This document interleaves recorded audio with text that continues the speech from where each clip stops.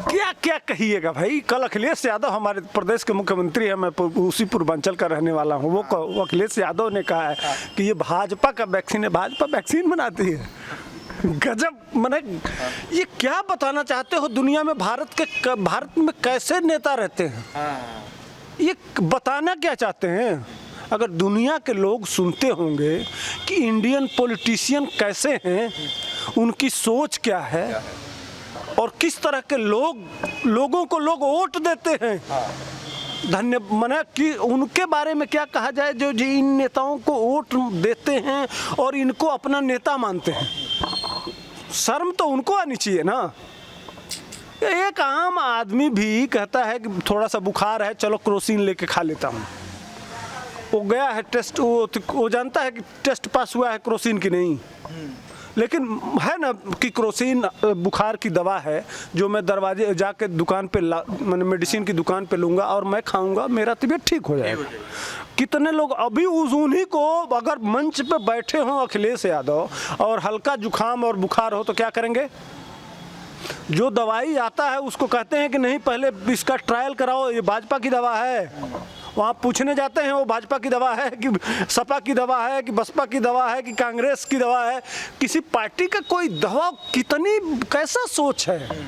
क्या बताना चाहते हैं आप बताना चाहते हैं कि भारत अभी उन्हीं जो जानवरों का काल था, मैंने आदि मानव वाला काल, उसी काल में हम चल रहे हैं, वैसी बैलगाड़ी वाले युग में। कहाँ अपने देश में यार गर्व करो। अमेरिका, ब्रिटेन, चीन और रसिया जिसको नहीं बना पाया उसको भारत ने बना के आज अपने लोगों को लगाने जा रहा है।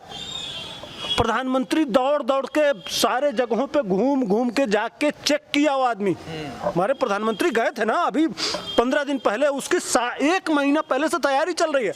28,000 लोगों पे जो इंडिया का जो टेस्ट है पहले जानवरों पे हुआ, जानवर का टेस्ट पास किया, 1 जानवर से 100 जानवर, 100 जानवर के बाद 1000 जानवर होने के बाद फिर आदमी के ट्रायल पे।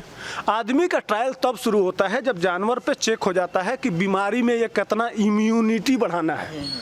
और एक और चीज़ कह रहे हैं कि इसमें नपुंसकता आ जाएगी, इसको लगाने से आदमी नपुंसक हो जाएगा। अच्छा एक बात बताइए, इम्यून सिस्टम किसको कहते हैं? इम्यून सिस्टम हमारे अंदर बीमारी से लड़ने की जो क्षमता है वो बढ़ जाए, यानी कि हमारी ताकत बढ़ जाएगी हमारे शरीर के अंदर। तो ताकत बढ़ जाएगी शरीर की, तो उससे हम नपुंसक कैसे बनेंगे? उससे तो हमारे पुरुषत्व और बढ़ जाएगा ना। अगर हमारे पास ताकतवर है, हम मजबूत हो जाएं, हम शक्तिशाली हो जाएं शरीर से, तो हमारा फर्टिलिटी और बढ़ जाएगा ना। लेकिन ये मैंने हद है इस नीचता का, इस गंवारपन का, इन बैलों का, जाहिलों का क्या। और एक और सबसे बड़ी बात यह है कि राहुल गांधी कांग्रेस के नेता विदेश पढ़े हुए, हमारे अखिलेश भाई विदेश पढ़े हुए, यह शशि थरूर का नाम ले रहे हैं, शशि थरूर विदेश में पढ़े हुए, यह विदेश में पढ़ के आए हैं भैया। यह हमारे गुरुकुल में पढ़े होते, हमारी सभ्यता और संस्कृति का ज्ञान होता, हमारे ऋषि मुनियों का ज्ञान होता, हमारे सभ्यता और संस्कृति का ज्ञान होता, तो इस तरह से नहीं कहते। यह इनके बाप लोग भेज के विदेश में वो विदेशी कल्चर को, विदेशी सभ्यता को और विदेशी जो इसी तरह के लोग सोच सकते हैं। अंग्रेजों वाली जो सोच है यह इंडियन है ही नहीं, ये इनके डीएनए में इंडिया का ब्लड है ही नहीं, या ओरिजिनल क्या बता। वही मैं कह रहा हूँ कि तुम विदेश से पढ़ के आए हो, तुम एक इंजीनियर रहे हो, मैं अखिलेश की बात कर रहा हूँ। यह तमाम शशि थरूर तमाम विदेशी संस्थाओं में जाके स्पीच देता है। अब कितना गिरोगे? कहाँ तुम देश के सबसे बड़े पार्टी थे कांग्रेस, अभी अखिलेश यादव की सरकार थी। असल बात डर यहाँ है कि एक तरफ 18 घंटा काम करने वाले प्रधानमंत्री हैं जो इस देश के हर नागरिक, हर बच्चा, हर व्यक्ति की जान माल और सारे की सुरक्षा की जिम्मेदारी लेके वो रात को आदमी उसको नींद नहीं आता है अगर एक आदमी कोरोना से मर जाता है। कि अगर यही देखिए, राजा का स्वभाव होता है सूर्य के तरह से, तुलसीदास ने लिखा है कि हर्षत बरसत सब लखे, करसत लखे न खो कोय, और भूप भानुसम होए। माने राजा का चरित्र, बारिश होती है तो पानी चारों तरफ लग जाता है, ठीक, लेकिन पानी कब सूखता है देखते हैं? पानी जब बरस जाता है तो पानी चारों तरफ लगता है तो दिखाई देता है ना, लेकिन पानी कब सूख गया आप उसको देख पाते हैं? धीरे धीरे सूख जाता है। तो राजा का स्वभाव होता है कि जनता से कर तो ले, पैसा ले, माने पैसा, उसमें पैसा खूब बांटे, पानी बरसा दे पैसे की तरह से, सेवा भाव, खूब सेवा करे, लेकिन उससे टैक्स किस तरह से ले जिस तरह से पानी सूख जाता है जनता को पता न चले। तो ये भारतीय, जब पढ़ेंगे आप बड़े लोगों को, चूंकि विदेश में ये लोग पढ़े हैं ना, जब इंडियन कल्चर को, इंडियन विद्वानों को पढ़ते तो वह सभ्यता, वह संस्कृति रहता है, तो फिर सोचते नहीं।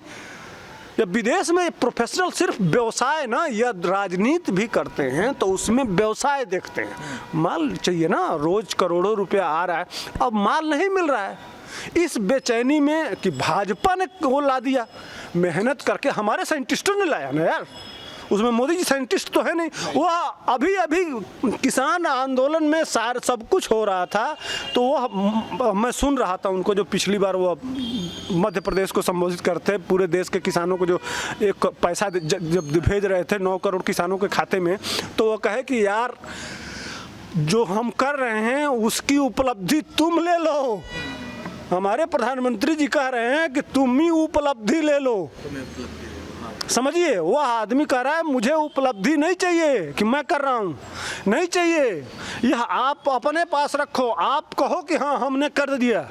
हमें सिर्फ सेवा, सेवक है वो कहते भी हैं, तो मैं तो सेवक हूँ, मैं नेता नहीं हूँ, मैं व्यवसायी नहीं हूँ। वहीं अगर हम बात करें केजरीवाल जी की, केजरीवाल अब इसमें सामने आ रहे हैं, और जब हर्षवर्धन जी ने भी और प्रधानमंत्री मोदी जी ने भी ये बोल दिया कि ये पूरे देश में जो वैक्सीन है ये बांटी जाएगी, तो यहाँ पर केजरीवाल जी जो है क्रेडिट खा रहे हैं यहाँ पर, मतलब अपने एक तरीके से जो उनकी प्रोफाइलें हैं और अपनी प्रोफाइल सुधारने की कोशिश कर रहे हैं, और ये बोल रहे हैं कि दिल्ली में अब कोरोना वायरस की जंग अब हम लोग लड़ेंगे, और अब दिल्ली में पूरी तरीके से कोरोना वायरस को ख़त्म करेगी केजरीवाल सरकार।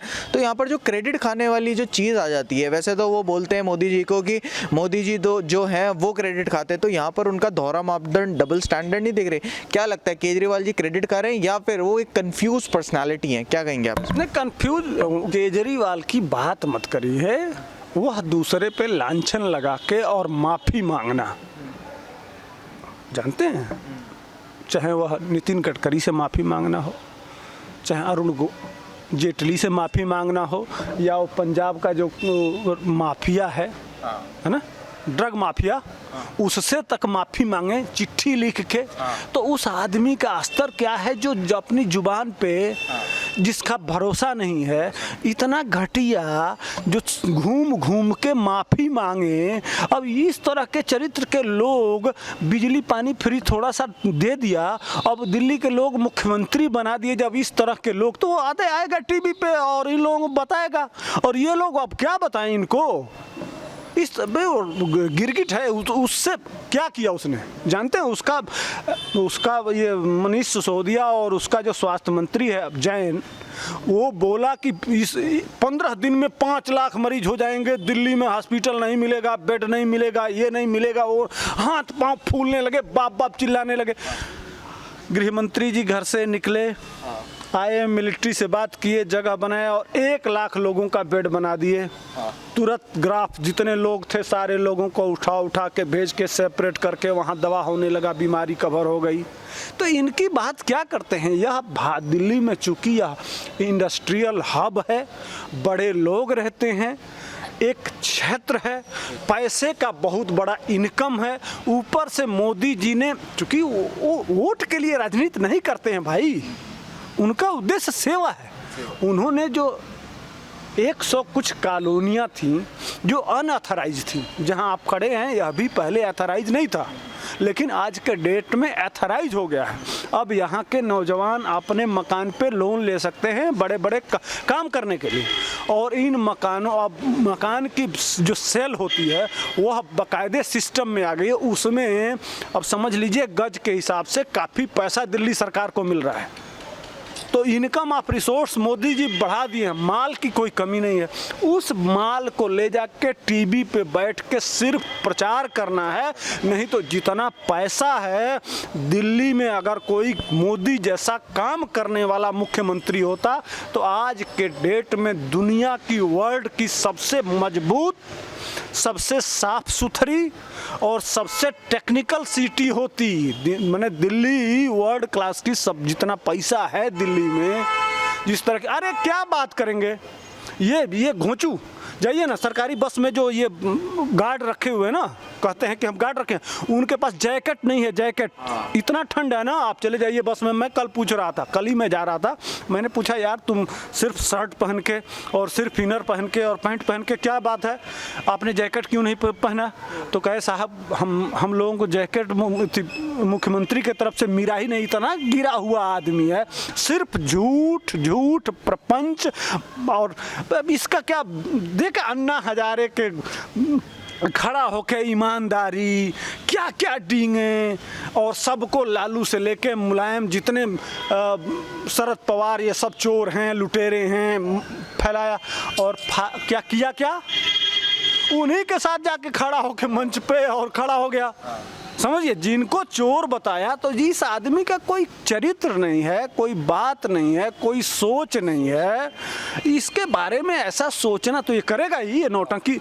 एक्चुअल में यह हमारे प्रधानमंत्री, हमारे वैज्ञानिक, हमारे डॉक्टर, इन लोगों के कड़े मेहनत का देन है यह कि भारत आज उन देशों के, राष्ट्रों के बीच में जाके खड़ा हो गया है जिनमें जो दुनिया के सबसे महत्वपूर्ण राष्ट्र हैं, जो 4-5 देश हैं आज मजबूर, अमेरिका, ब्रिटेन और ये जितने जो 5 देश हैं ना, चीन, रसिया, ब्रिटेन, अमेरिका और फ्रांस, यह यूनाइटेड संघ के अस्थायी सदस्य हैं।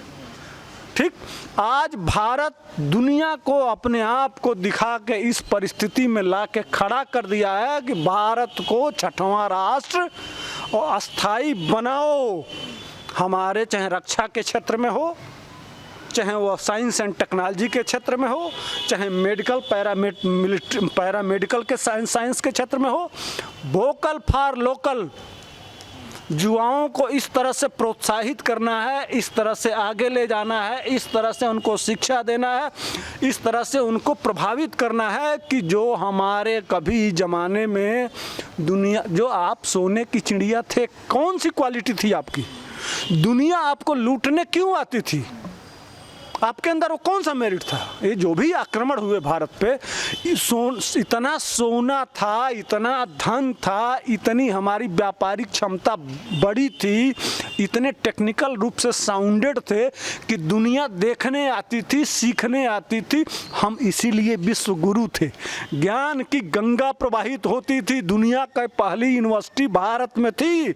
जिस समय यह ब्रिटेन, जो अपने आप को दुनिया के सबसे शक्तिशाली राष्ट्र कहते हैं, जिस समय यह जंगलों में जानवरों को मार के खाते थे, उस समय हमारे वहाँ तक्षशिला में विश्वविद्यालय हुआ करता था, जिसके अध्यापक चाणक्य हुआ करते थे।